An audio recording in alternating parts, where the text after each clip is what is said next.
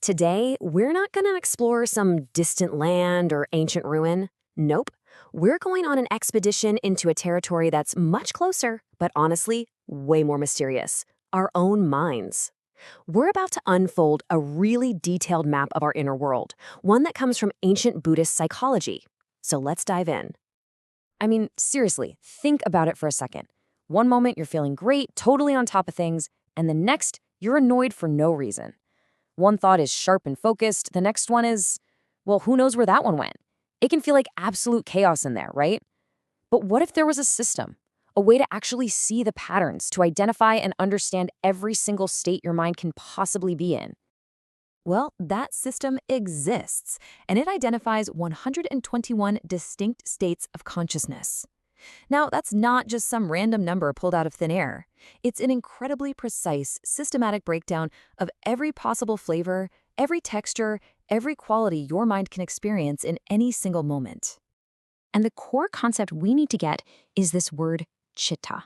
Now, this isn't about your personality or your mood for the day. Chitta is about the super specific quality of your awareness, right now, in this one instant.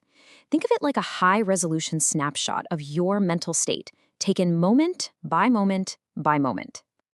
So this huge map of ours is organized into 4 main territories, or spheres. We're going to start in the sense sphere. That's basically our everyday consciousness. From there, we can climb up into the more refined meditative states of the fine material and immaterial spheres. And finally, we can reach the absolute peak, the transformative supermundane sphere. That's our itinerary.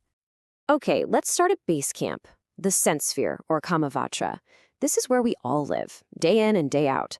It's the world of sights, sounds, random thoughts and emotions. You know, the stuff that makes up pretty much all of our conscious experience. And inside this sphere, there are 3 main kinds of siddhas. And we're going to start with the ones we probably know a little too well, the 12 unwholesome states, or akusala siddhas. Yep, these are those moments of consciousness that are colored by negativity, the ones that cause stress and suffering for us and, let's be honest, for the people around us. Now, what's really, really interesting here is this idea of roots. Every single unwholesome state, when you trace it back, is fundamentally rooted in one of these 3 things: greed, hatred, or delusion. They're like the toxic soil from which all our negative thoughts and feelings grow. And the path to a healthier mind? Well, you can see it right there. It's about cultivating their direct opposites. So this is where the map gets incredibly precise. These different components combine to define one very specific state. Let's take an example. A moment of consciousness that feels pleasant, is rooted in greed, and just pops up on its own, unprompted. You know that feeling when you're just mindlessly scrolling on your phone, you see something you really want, and you get that little hit of pleasure. That specific combination, that defines one exact state of consciousness out of the whole 121. It's that detailed. But of course, the everyday mind isn't all negative, not even close. We also have what are called rootless states and beautiful states. And these are huge. They're the building blocks of how we even perceive the world, and they're the foundation for all of our positive qualities. These rootless, or ahetuka siddhas, are just fascinating. They're like the mind's raw processing power. This is the consciousness that simply sees a shape or hears a sound before your mind jumps in and slaps a label on it like, oh, that's a car, or, ugh, I hate that noise. It's pure, neutral perception. It's just the data coming in. And this just shows you how it works perfectly. When you see something, it's not one single event. It's this lightning-fast sequence of these rootless siddhas. First, your eye consciousness just registers light and color. Bam. Then, a receiving siddha takes in that data. Then, an investigating siddha briefly checks it out. All of this happens in a fraction of a second, way before you even consciously think, I'm looking at a coffee cup. And then we have the 24 beautiful, or sobhana states. These are the good ones, the positive, skillful states of mind that we can actually consciously cultivate. We're talking about moments of generosity, kindness, clarity, mindfulness. These are the states that feel good, that are good for us, and they're the goal of so many contemplative practices. Okay, so let's see how this map builds on itself. Because beyond our everyday mind, it shows us these pathways to some incredibly refined states of being. We're leaving the busy city of the sense sphere now, and we're starting our climb up into the mountains of higher consciousness. the kind of states you can achieve through really deep meditation. First, we run into what are called the fine material states, or the jhanas, and as you can see, it's a clear progression.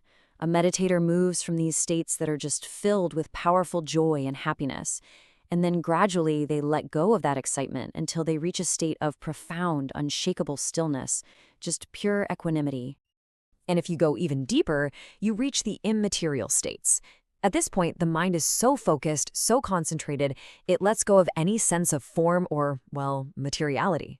The objects of meditation become these incredibly subtle, abstract concepts, like the idea of infinite space itself, or even the very nature of consciousness. It's pretty out there. And that finally brings us to the summit of our map, the supramundane sphere, or Lokutara. Now, these states are totally different from all the others. They aren't just temporary experiences, no matter how blissful they might be. These are the states of consciousness that permanently change your mind. Within this highest sphere, there's a really important distinction between path and fruit. The path, or Magga consciousness, is like a single, powerful flash of insight that just cuts right through the roots of suffering.